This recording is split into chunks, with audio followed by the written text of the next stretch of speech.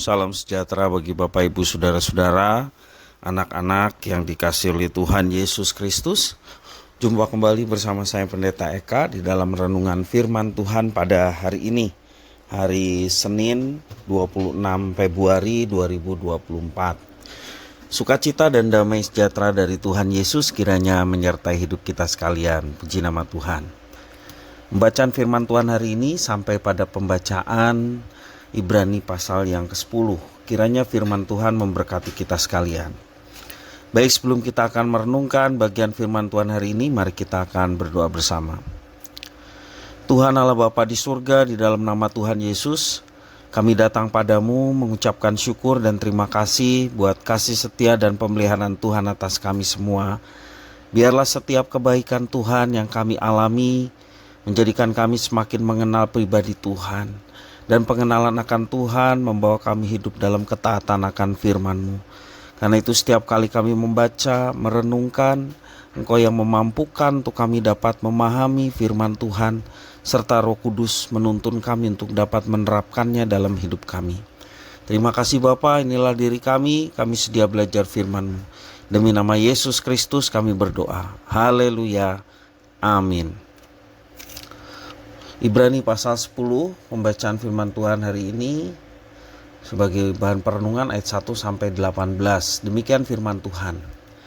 Di dalam hukum Taurat hanya terdapat bayangan saja dari keselamatan yang akan datang dan bukan hakikat dari keselamatan itu sendiri. Karena itu dengan korban yang sama yang setiap tahun terus-menerus dipersembahkan, hukum Taurat tidak mungkin menyempurnakan mereka yang datang mengambil bagian di dalamnya.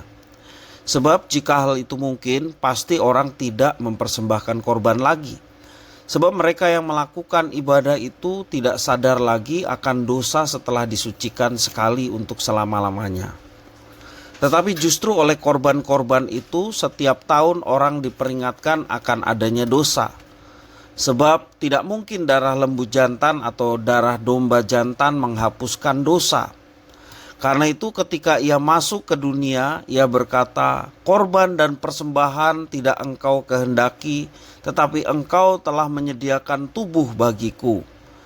Kepada korban bakaran dan korban penghapus dosa engkau tidak berkenan. Lalu aku berkata, sungguh aku datang dalam gulungan kitab dan tertulis tentang aku untuk melakukan kehendak-Mu ya Allahku.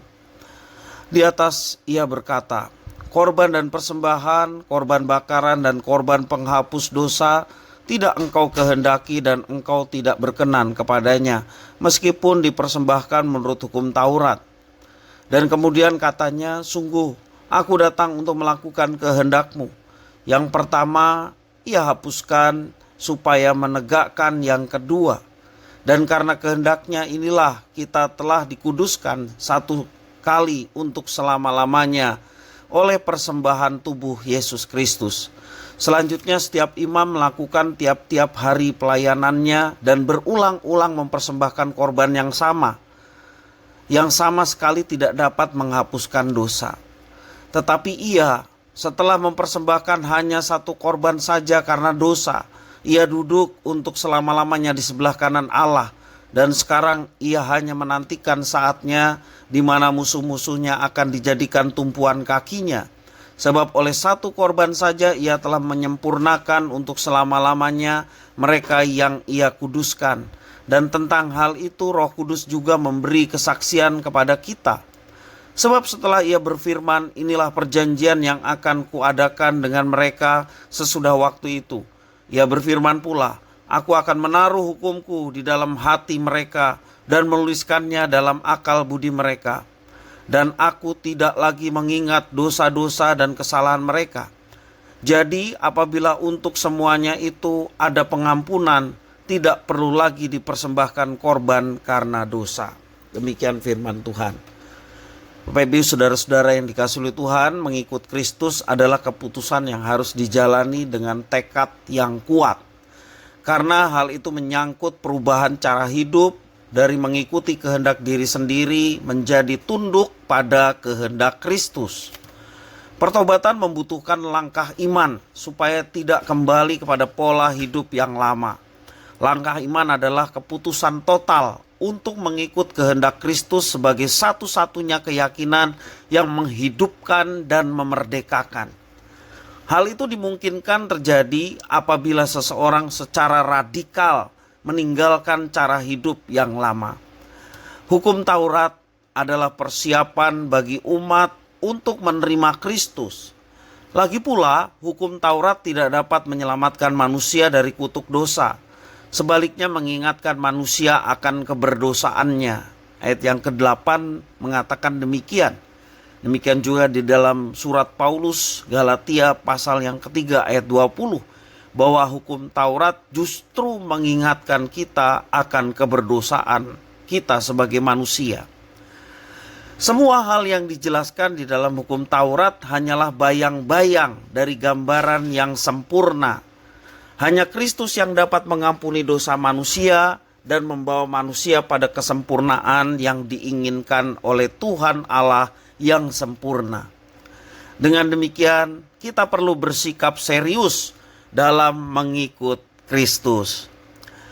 Perbedaan kurban yang sejati dan kurban kesia-siaan terletak pada dampak yang ditimbulkannya.